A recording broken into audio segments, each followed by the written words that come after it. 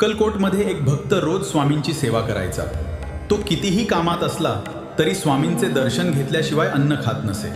एकदा त्याला व्यापारासाठी दूर गावाला जायचं होतं. तो स्वामींच्या दर्शनाला गेला. ओम श्री स्वामी समर्थ. जय जय स्वामी समर्थ. दिगंबर दिगंबर श्रीपाद वल्लभ दिगंबर.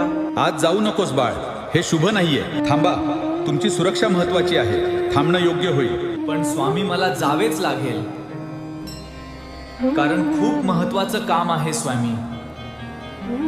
पण त्या भक्ताला खूप घाई होती. त्याने मनात विचार केला, काम महत्वाचे आहे. परत आल्यावर स्वामींची माफी मागली आणि तो निघून गेला. रात्र झाली. रस्त्यात घनदाट जंगल लागलं. वाचवा मला, कोणीतरी वाचवा. हे दरोडेखोर माझ्या मागे आहेत. मला इथून सुरक्षित बाहेर काढायला कोणीतरी मदत करा, लवकर करा.